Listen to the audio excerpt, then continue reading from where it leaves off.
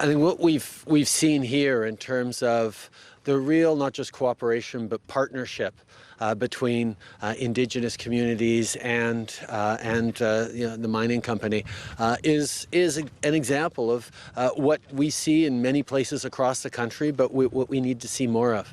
What IAMGOLD has been able to do in working with Flying Post and with the other First Nations here really demonstrates that this is the way things need to be done.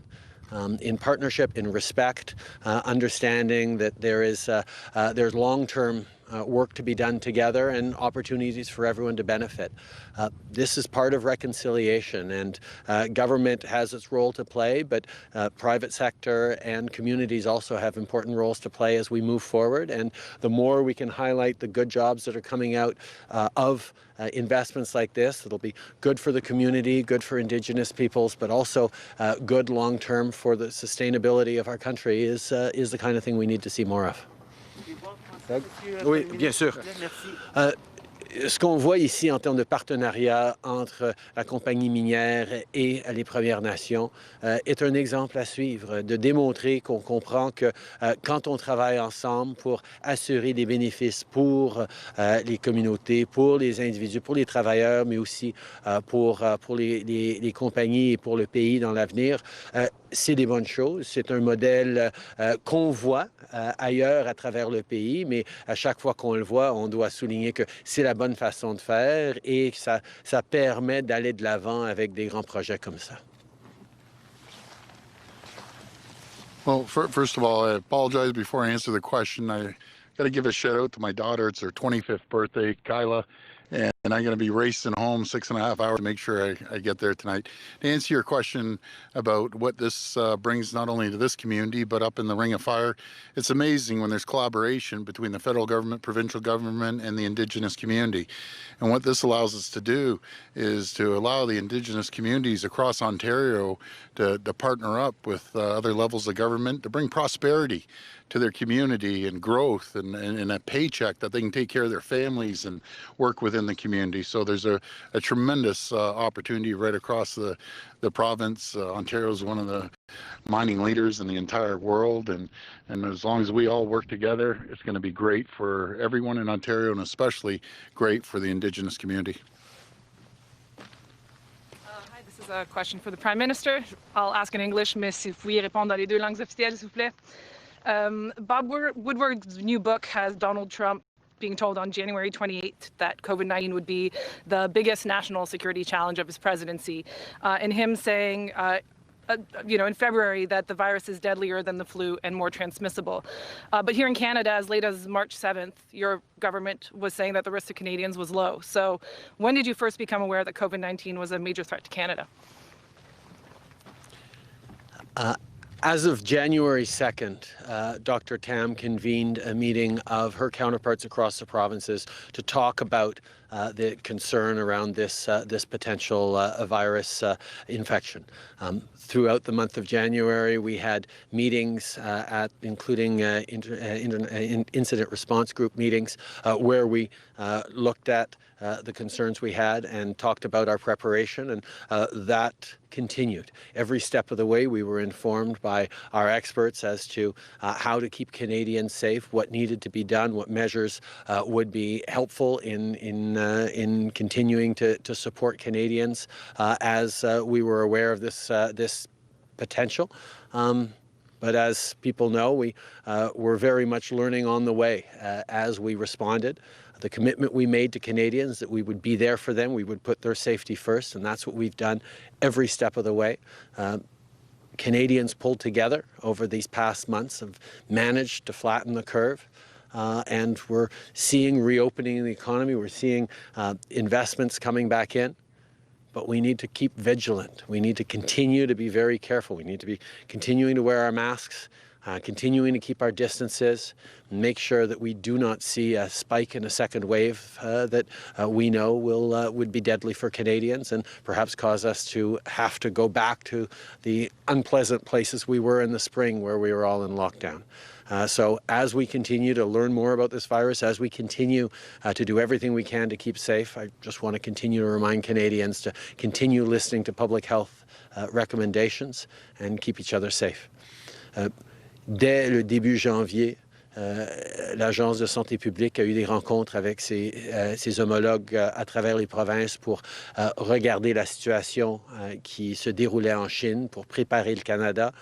On a continué d'être engagé en tant que gouvernement. On a eu des rencontres de haut niveau à la fin janvier pour parler justement de ce virus. On a continué de travailler avec nos experts, nos scientifiques, nos médecins, pour faire tout ce qu'on avait de besoin pour protéger les Canadiens. Et évidemment, on a eu beaucoup d'apprentissage sur comment réagir dans des pandémies.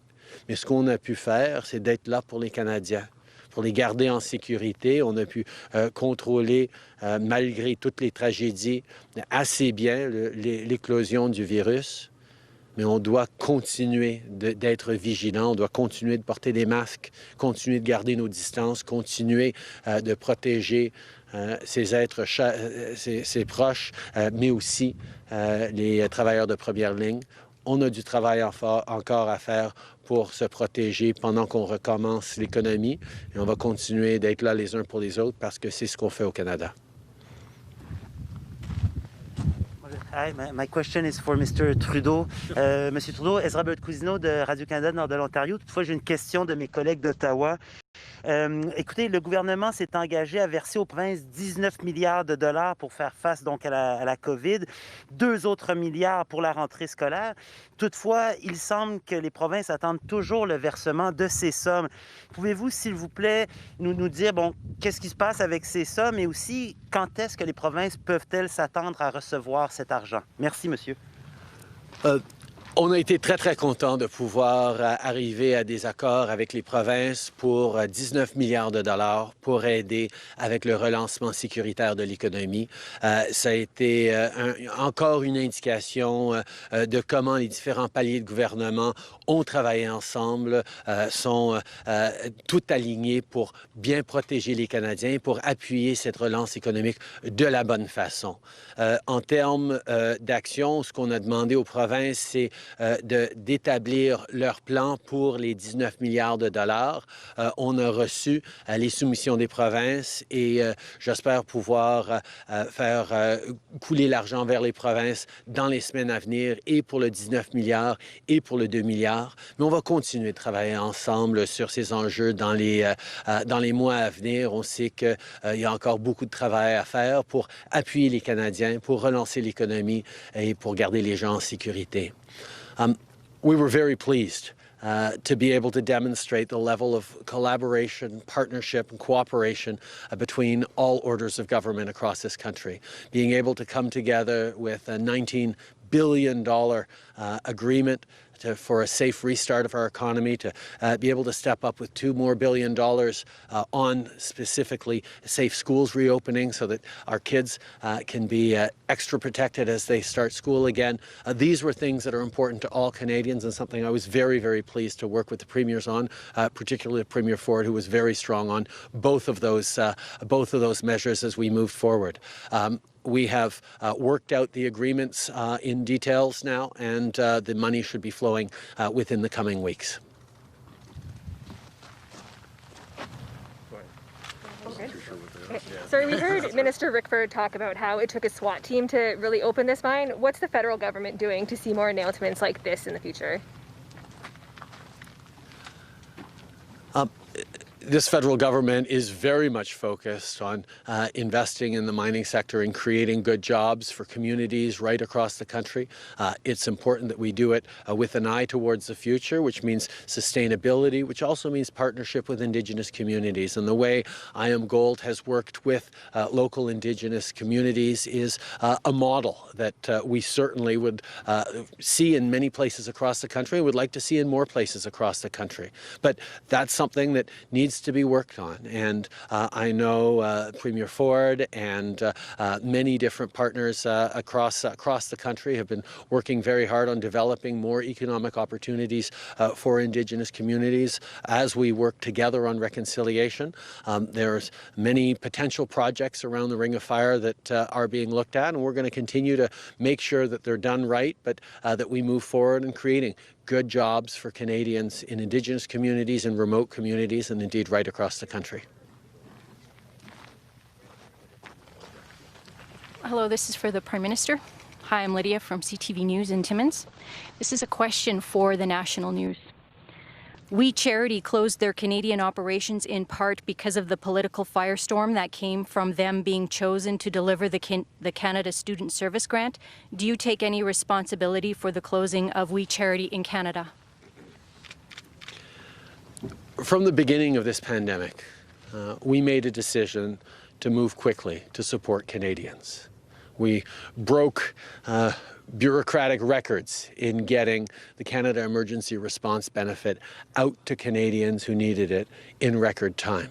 We moved forward with the wage subsidy to help businesses keep people on their workforce, on the payroll, even though we had an almost total shutdown of the economy. We moved forward on initiatives to support seniors, to support Canadians with disabilities, to help out in particular sectors.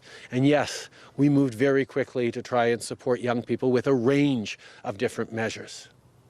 What we tried to do with the Canada Student Grant was encourage young people to volunteer in communities across this country as they were and give them recognition for that. And in order to do that, we moved rapidly with a partner that we felt was able to actually deliver it.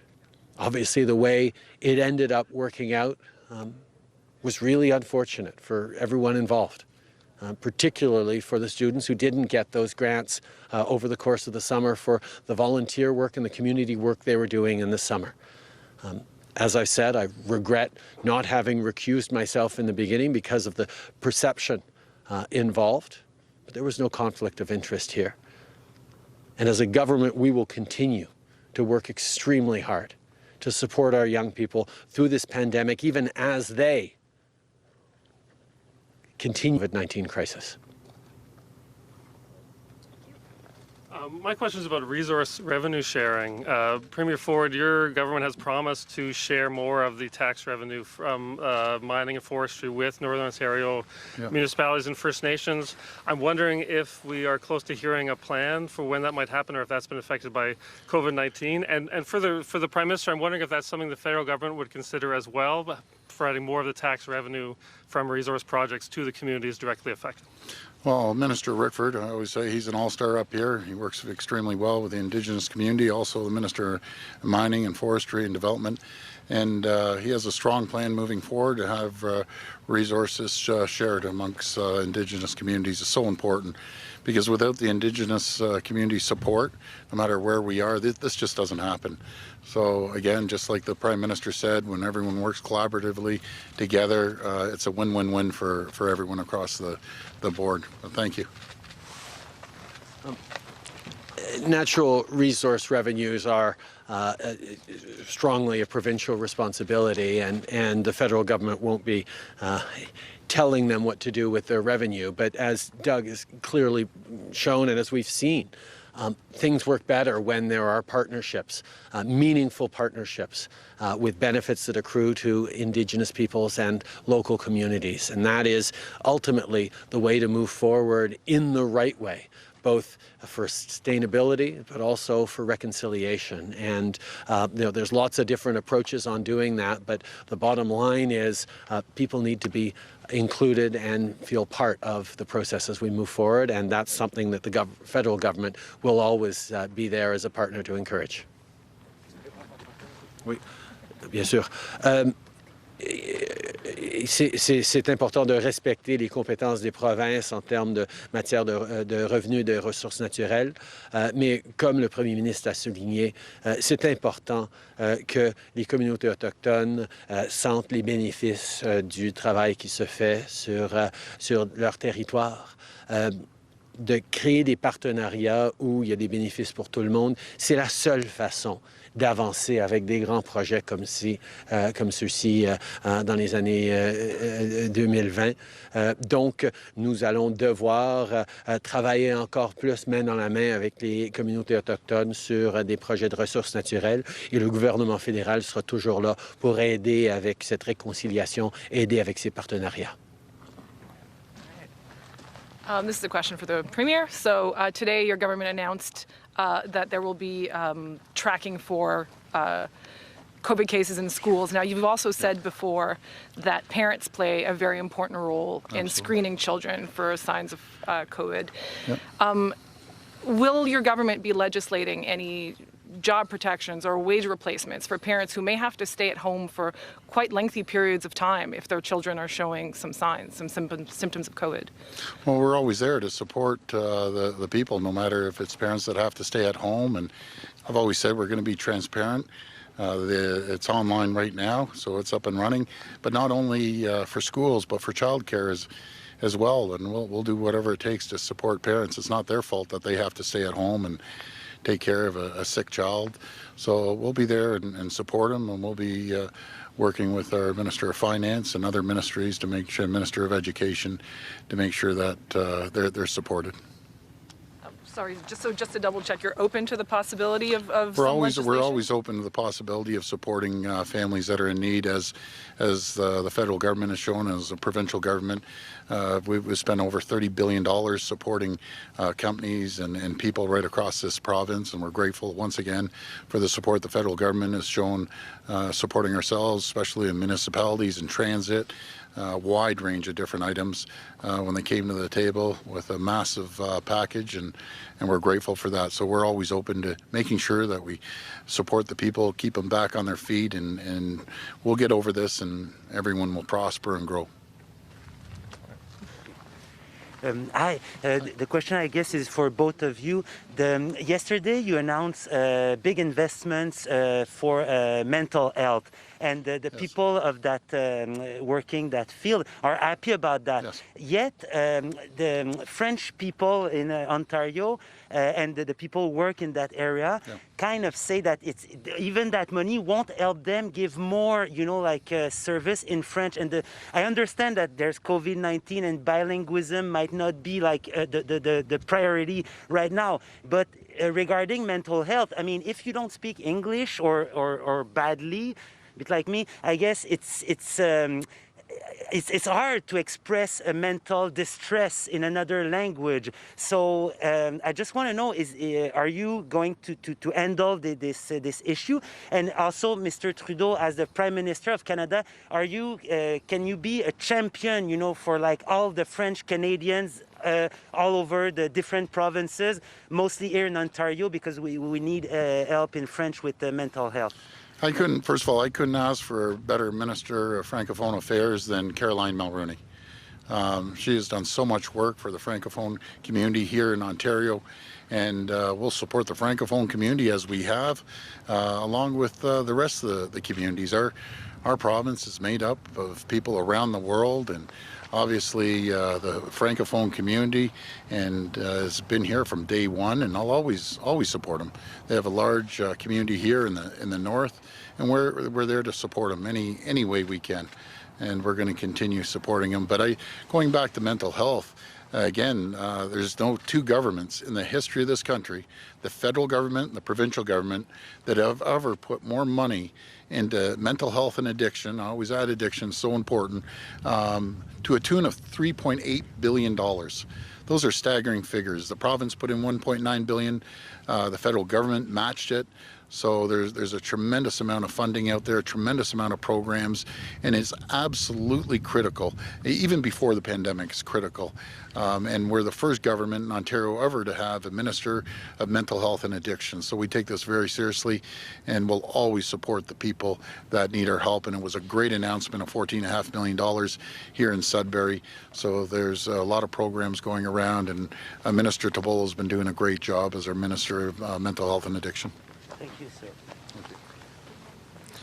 In terms of mental health, when we got elected in 2015 as a government, we put forward record $5 billion specifically for mental health services across the provinces, and provinces have shown tremendous leadership in stepping up. But we know there is more to do, and we will continue to work with them on responding to the very real challenges that this COVID crisis has brought, layered on to the addictions challenges around the opioid crisis, and so many different aspects of mental health that we need to continue to work on as a country in supporting people and fighting. And in regards to Francophone Canadians, whether they're in minority situations across the country or in Quebec, we will always be there to defend the French language. Je pense que c'est important de reconnaître qu'on est un gouvernement qui, dès le début en 2015, a investi, a donné de l'argent aux provinces pour la santé mentale, et les provinces à travers le pays sont en train d'investir pour répondre aux besoins criants en termes de santé mentale. On va continuer de travailler avec eux. C'est un enjeu avec la COVID, c'est un enjeu avec la crise des opioïdes, c'est un enjeu qui de plus en plus frappe les gens, les communautés, et on sera toujours là pour répondre. Par rapport aux Français, oui, évidemment, on sera toujours là. On a toujours été le parti qui défendait les minorités linguistiques à travers le pays. Nous allons toujours être là pour défendre le français au Canada à travers les provinces, mais aussi, on va être là pour défendre le français au Québec. On a un rôle à jouer et on va tous faire partie de ce défi-là pour préserver notre belle langue française. Les besoins actuels par rapport à la COVID-19, santé mentale, s'il vous plaît? On reconnaît les pressions de la COVID-19 par rapport à la santé mentale dans les communautés. On va continuer de travailler avec les provinces pour assurer qu'il y a des services pour la santé mentale, mais on reconnaît et on respecte les compétences des provinces de livrer les services pour leurs citoyens. Merci. I have a question for Premier Ford. Lydia from CTV News. Premier, it's such great news here today. They're going to start construction in a couple of weeks, but we know that perhaps a second wave of COVID is looming. What can you tell, or what can you say to businesses and corporations, like Côté Gold, IAMGOLD? What's your advice as we all have to prepare for the second wave if they want to get this mine going? Well, I go back to the golden rules, the 3 golden rules. Continue wearing face masks and sanitize and keep social distancing is critical. I want to congratulate the people of the North. They've been following the protocols of the Chief Medical Officer, and we have 18 regions throughout the province that have 0 cases, and they're listening, and they're following the guidelines, and it's just amazing the work they've done. So I want to thank them. Where we're seeing an uptick are a couple regions. Toronto, obviously, large population. There were 70 cases reported yesterday. Peel region, up 38 cases. York region. So anywhere where there's large urban areas, congregate living especially, that's where we have teams going in there, our health teams going in there to support these communities. And I got to tell you that it's not be it the City of Toronto or the Peel region's fault. This is happening. We got to work together. All I've been asking is please try to avoid these big gatherings. Please try to avoid, the weddings that I heard were 150, 170 people. Just follow the guidelines and everyone will be okay. But our teams are ready. We've learned so much. Our health teams are ready. We have plenty of PPE, not only supply Ontario, but supply the entire country. And as always, remind people, I'll never forget the day when President Trump cut us off from 3M. And I said, never again, as long as I'm Premier, will we ever have to rely on a foreign government, foreign country for our PPEs. And I'm glad to say now that we're self-sufficient. With the support of the Prime Minister, we opened a great plant in Brockville, 3M. They're going to be pumping out millions of N95 masks. We have dozens of companies making these surgical masks. I have Roots Canada switched over from their line. They're making surgical gowns. We have dozens of companies making face shields, hand sanitizer. So they're doing an incredible job. We put into the education system 37 million PPE items, and that's pretty incredible. So I just want to thank the manufacturers that have stood up when we called out for help. There's nothing we can't produce here in Ontario or Canada with the ingenuity and technology and just the manpower. Everyone just pulled together. It's such an amazing feeling. So I just want to thank everyone. Everyone's doing a great job. Thank you. Thank you all. We're all good. Thank you. Well, Doug, you have a...